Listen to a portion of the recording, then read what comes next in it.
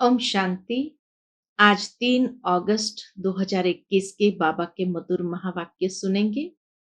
और आज की मुरली में बाबा हम बच्चों को कहे, बच्चे नशे में जरूर रहो, परंतु देह अभिमान का उल्टा नशा न आए। नहीं तो बाबा जो ज्ञान रत्न भरते हैं, अर्थात बादल जो भरते हैं, वह भी उड़ जाएगा और खाली बादल रह जाएंगे।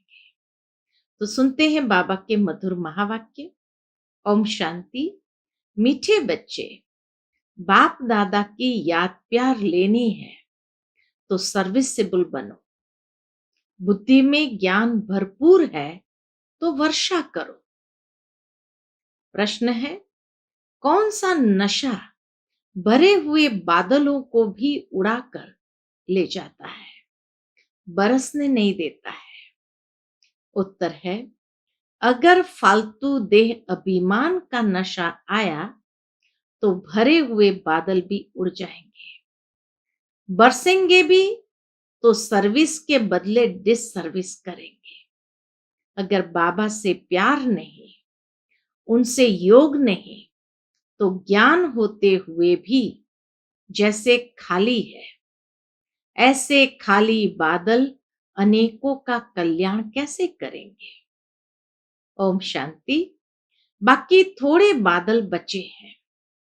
जैसे बरसात जब कम हो जाती है तो सागर के ऊपर बादल नहीं होते हैं, ठंडे हो जाते हैं, वैसे यहां भी ठंडे हो जाते हैं। बादल उनको कहेंगे जो रिफ्रेश हो जाकर वर्षा बरसाते हैं। अगर कोई बरसात नहीं करते तो उनको बादल थोड़ी कहेंगे। यह है ज्ञान बादल, वह है पानी के बादल। ज्ञान के बादल आते हैं जब सीजन होती है, रिफ्रेश हो जाकर औरों को रिफ्रेश करते हैं। बादल भी नंबरवार होते हैं, कोई तो बहुत जोर से बरसते हैं। बादलों का काम ही है, बाबा कहे, बादलों का काम ही है बरसना और मुरझाए हुए पौधों को रिफ्रेश करना। जिसमें पूरा ज्ञान है वह छिप कर नहीं बैठते, उनको बाबा का डायरेक्शन भी नहीं चाहिए। है ही बादल, आते ही है भरकर बरसने के लिए। जहां देखे कलराठी जमीन है तो जाकर सब्ज करना चाहिए। महारथी बच्चे तो सब सेंटर्स को अच्छी रीति जानते हैं। कौन सा सेंटर ठंडा है, किस सेंटर्स के बच्चों को जास्ती तूफान आते हैं। महारथी सर्विसेबल अच्छी रीति जानते हैं। बाबा भी हमेशा कहते हैं, सर्विसेबल बच्चों को याद प्यार देना। अच्छे अच्छे बादल सर्विस पर जाएंगे। प्रदर्शनी में भी कोई सब एक रस नहीं समझाते हैं। मुख्य बात ही यह है, कौन सी? गीता का भगवान निराकार परमपिता परमात्मा है, न कि साकारी से कृष्ण। समझाने का बड़ा अच्छा ढंग चाहिए। सारा दिन यही ख्यालात रहने चाहिए कि सबको जाकर जगाए। सब घोर अंधियारे में पड़े हैं। सबको प्रेम से समझाते रहो कि दो बाप है, एक हद का और दूसरा बेहद का। बेहद के बाप को ही पतित पावन कहते हैं। अब तुम बच्चों को बुद्धि मिली है, बुद्धिवानों की बुद्धि परमात्मा ने हमें बुद्धि दी है। तो बाबा कहे, अब तुम बच्चों को बुद्धि मिली है। दुनिया के मनुष्य देखने में बल बपके वाले हैं, परंतु है पत्थर बुद्धि। बाप खुद कहते हैं, इन साधु नाम वालों का भी मुझे ही उद्धार करना है। इन साधु नाम वालों का भी मुझे ही उद्धार करना है। वह भी रचता और रचना को नहीं जानते हैं। सतयुग से लेकर फिर यह ज्ञान प्राय लोप हो जाता है, परंतु यह किसको भी पता नहीं। शास्त्र में यह ज्ञान है नहीं, उससे किसकी सदगति हो नहीं सकती। शास्त्रों के ज्ञान से कभी किसकी सदगति हो नहीं सकती। गीता का मान कितना है, परंतु वह तो है भक्ति मार्ग।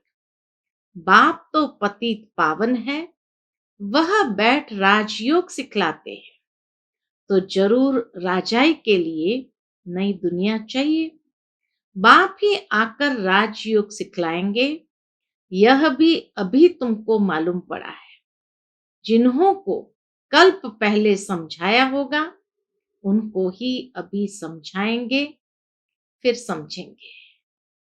यह लड़ाई कोई वह नहीं है जैसे हमेशा चलती आई है, 8-10 वर्ष चलकर फिर बंद हो जाएगी। ड्रामा अनुसार बॉम्ब्स जो बने हैं वो कोई रखने के लिए नहीं है।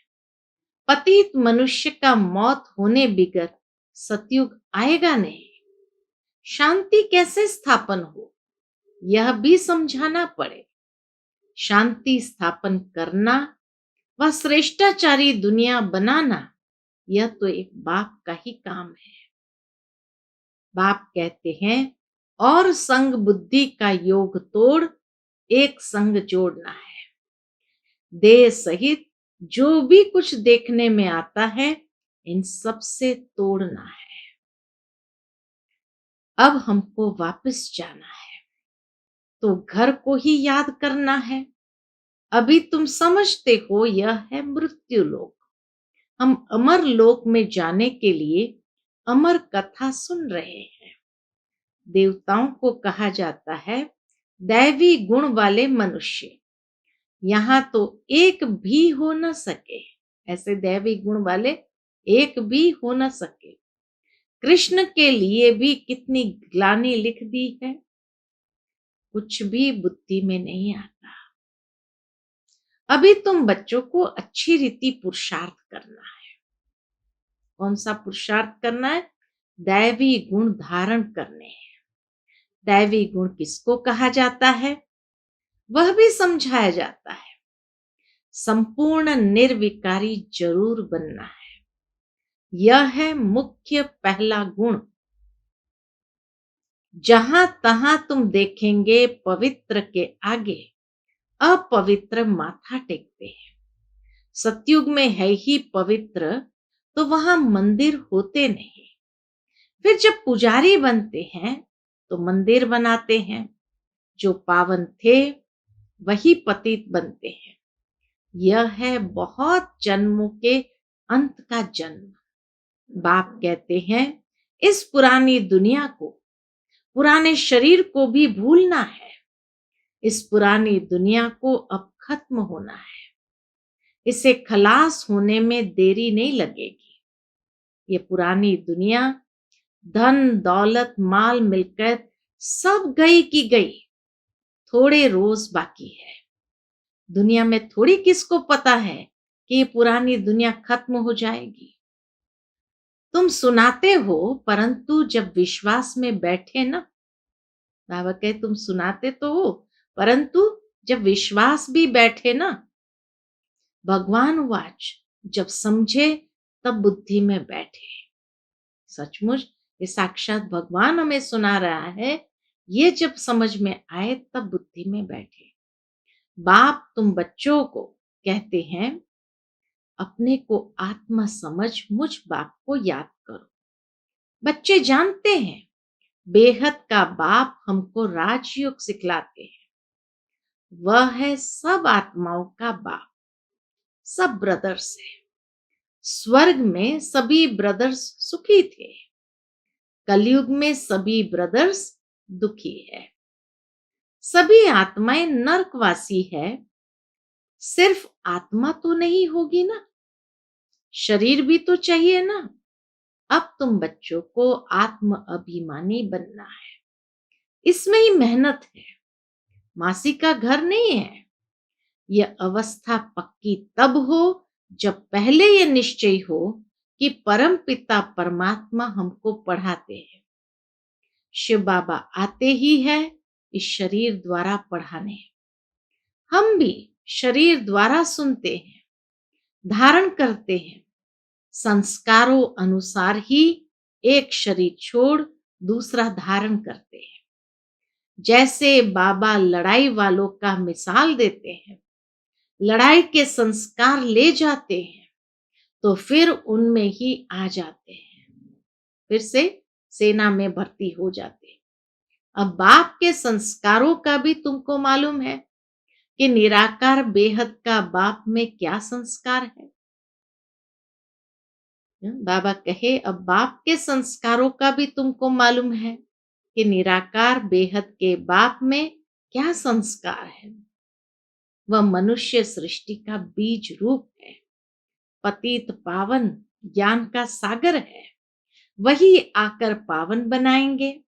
बाप कहते हैं माम एकम याद करो तो तुम्हारे जन्म जन्मांतर के विकर्म विनाश होंगे, नहीं तो बहुत सजाएं खानी पड़ेगी, पद कुछ भी नहीं मिलेगा। अब बच्चे जानते हैं, क्या जानते हैं? बाबा हमको सहज रास्ता बता देते हैं, कहते हैं मन मना भव। यह अक्षर भी गीता में है, परंतु इसका अर्थ नहीं समझते। बाप कहते हैं माम एकम याद करो, देह सहित देह के सब धर्मों को छोड़ अपने को आत्म समझ मुझ परम पिता परमात्मा को याद करो। ये लाइन जब आती है कि देह सहित देह के सब धर्मों को छोड़, देह के कितने धर्म हैं? यहां बाबा हिंदू मुसलमानों की बात नहीं करते हैं या दैहिक धर्मों की बात नहीं करते हैं, जो दुनिया में अलग अलग धर्म है, लेकिन देह सहित देह के सब धर्म। तो देह का धर्म कौन सा है?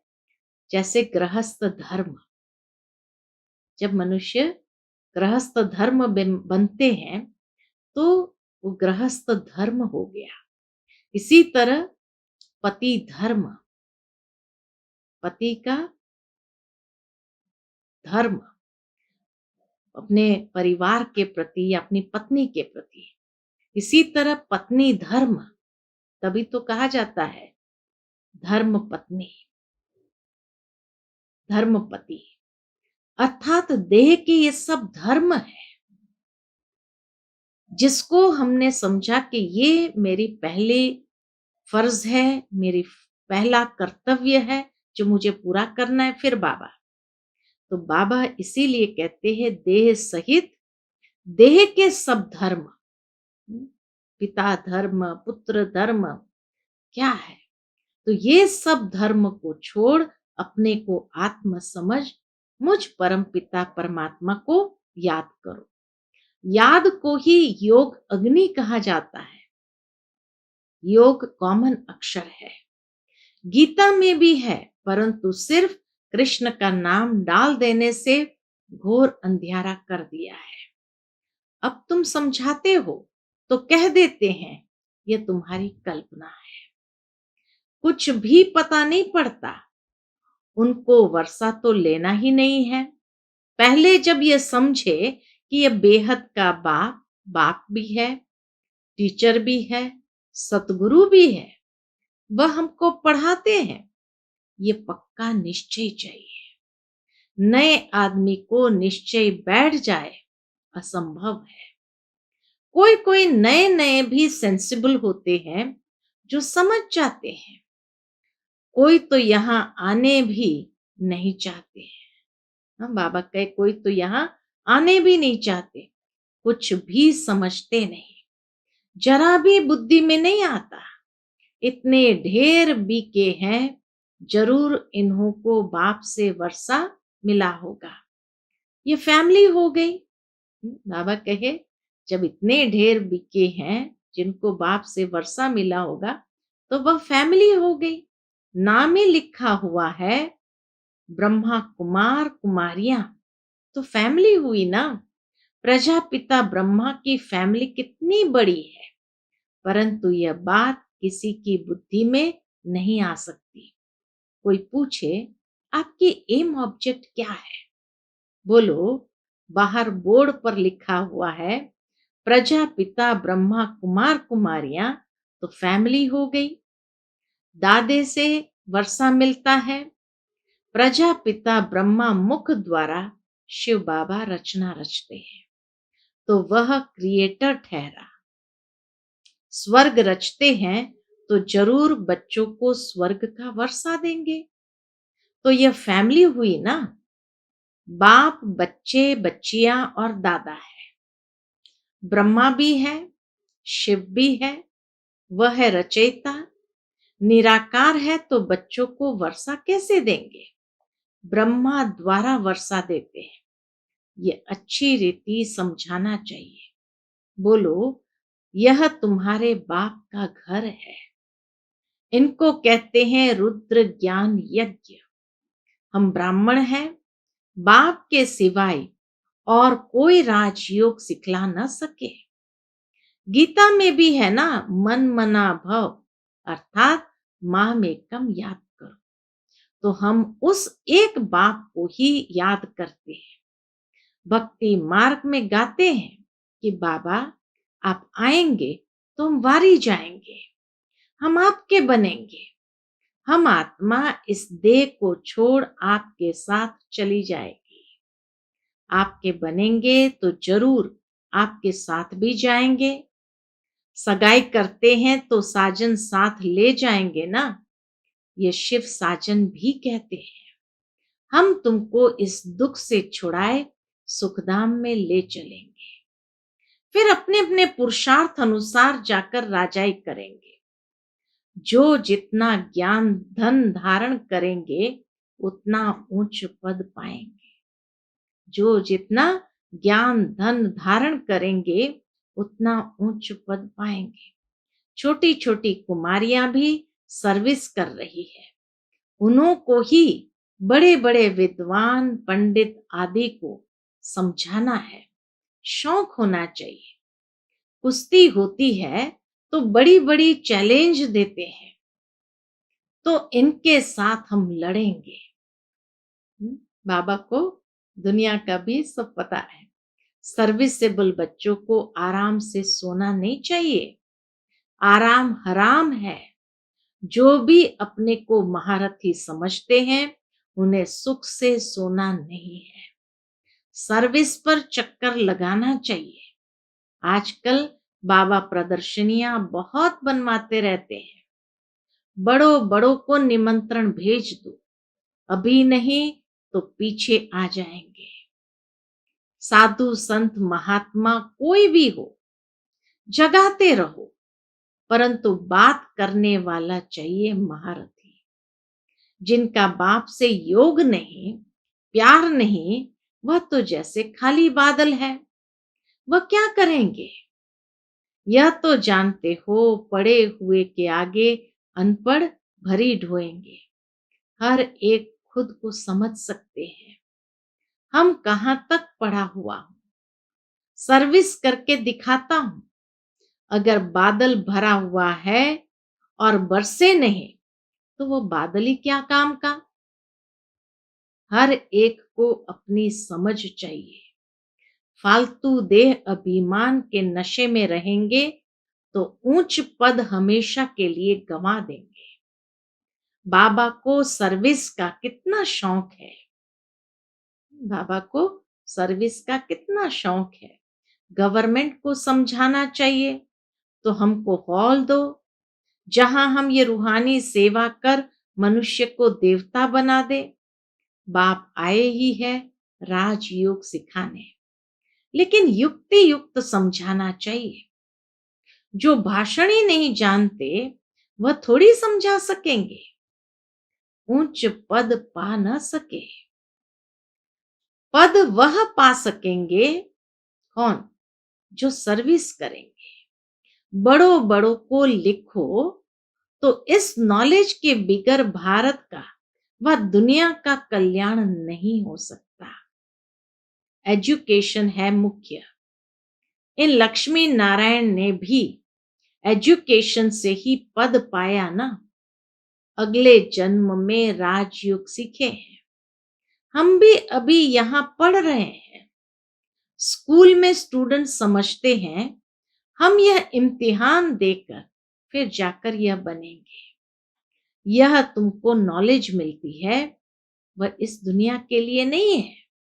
बाबा जो नॉलेज हम बच्चों को देते हैं वह इस दुनिया के लिए नहीं है।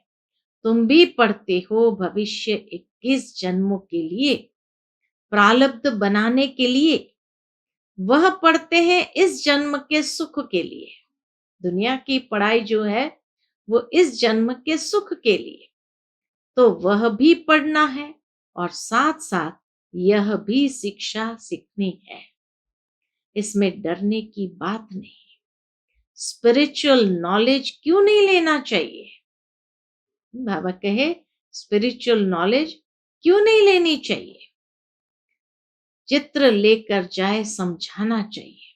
बोलो नॉलेज सबके लिए बहुत जरूरी है, परंतु बच्चे अजून खड़े नहीं होते, नौकरी टोकरी में फंसे हुए रहते हैं। विशेष बाबा कन्याओं को इशारा दे रहे हैं, नौकरी टोकरी में फंसे हुए रहते हैं। बंधन मुक्त है तो फिर सर्विस में लग जाना चाहिए। श्रीमत पर सब चलने वाले तो नहीं है ना। श्रीमत पर सब चलने वाले तो है नहीं। बीच में माया घोटाला मार देती है। कोई कोई बच्चों को शौक बहुत है, परंतु नशा नहीं चढ़ता कि हम जाएं बहुतों का कल्याण करें। तो बाबा भी समझे जबकि बालिक हो गए तो गुटखा क्यों खाना चाहिए? बाबा कहे जब बालिक हो गए तो गुटखा क्यों खाना चाहिए? कह सकते हैं कि हमको तो भारत का उद्धार करना है, सच्ची सेवा कर मनुष्य को देवता बनाना है। बाबा को तो वंडर लगता है, नशा नहीं चढ़ता। इसलिए बाबा कहते हैं रजो बुद्धि है। चांस बहुत अच्छा है। ऐसे भी बहुत है जिनको नॉलेज का घमंड बहुत है, परंतु डिस सर्विस बहुत करते हैं। यह तो गुड़ जाने, गुड़ की गोथरी जाने। राहु का ग्रहण बैठ जाता है। बाबा को तो हर बच्चे की अवस्था का पता रहता है। बृहस्पति की दशा उत्तर राहु की बैठ जाती है। अभी अभी देखो अच्छा चल रहा है, अभी अभी देखो अच्छा चल रहा है, अभी अभी देखो फिर ग्रहाचारी बैठ जाती है, गिर पड़ते हैं। बच्चों को तो बहुत बहादुर होना है, पान का बीड़ा उठाना है। हम इस भारत को स्वर्गवासी बनाकर छोड़ेंगे। तुम्हारा धर्म है नरकवासी को स्वर्गवासी बनाना, भ्रष्टाचारी को श्रेष्ठाचारी बनाना। बाबा नशा तो बहुत अच्छा चढ़ाते हैं, परंतु बच्चों में नंबरवार चढ़ता है। अच्छा, मीठे मीठे सिकिलदे बच्चों प्रति माता पिता बाप दादा का याद प्यार और गुड मॉर्निंग। रूहानी बाप की रूहानी बच्चों को नमस्ते। हम सब रूहानी बच्चों की रूहानी माता पिता बाप दादा को याद प्यार गुड मॉर्निंग और नमस्ते नमस्ते। शुक्रिया बाबा, शुक्रिया। आज की मुरली से धारणा के लिए मुख्य सार है। पहली पॉइंट, बंधन मुक्त बन भारत की सच्ची सेवा करनी है। रूहानी सेवा कर मनुष्य को देवता बनाना है। ज्ञान के घमंड में नहीं आना है, रूहानी नशे में रहना है। दूसरी पॉइंट, निश्चय बुद्धि बन पहले अपनी अवस्था पक्की करनी है। देह सहित जो कुछ देखने में आता है उनसे तोड़ना है और एक बाप के साथ जोड़ना है। आज का बाबा का मधुर वरदान है, बाप के संस्कारों को अपना निजी संस्कार बनाने वाले व्यर्थ व पुराने संस्कारों से मुक्त भव। बाप के संस्कारों को अपना निजी संस्कार बनाने वाले व्यर्थ व पुराने संस्कारों से मुक्त भव। कोई भी व्यर्थ संकल्प व पुराने संस्कार देह अभिमान के संबंध से है। आत्मिक स्वरूप के संस्कार बाप समान होंगे। कोई भी व्यर्थ संकल्प व पुराने संस्कार ये देह अभिमान के संबंध से हैं और आत्मिक स्वरूप के संस्कार बाप समान होंगे। जैसे बाप सदा विश्व कल्याणकारी, परोपकारी, रहमदिल, वरदाता है, ऐसे स्वयं के संस्कार नेचुरल बन जाए। संस्कार बनना अर्थात संकल्प, बोल और कर्म स्वतः उसी प्रमाण चलना। जीवन में संस्कार एक चाबी है जिससे स्वतः चलते रहते हैं। जीवन में संस्कार एक चाबी है जिससे स्वतः चलते रहते हैं, फिर मेहनत करने की जरूरत नहीं रहती। आज का मधुर स्लोगन है, आत्मिक स्थिति में स्थित रहे, अपने रथ यानी शरीर द्वारा कार्य कराने वाले ही सच्चे पुरुषार्थी हैं। आत्मिक स्थिति में स्थित रहे, अपने शरीर रूपी रथ द्वारा कार्य कराने वाले ही सच्चे पुरुषार्थी हैं। अच्छा, ओम शांति।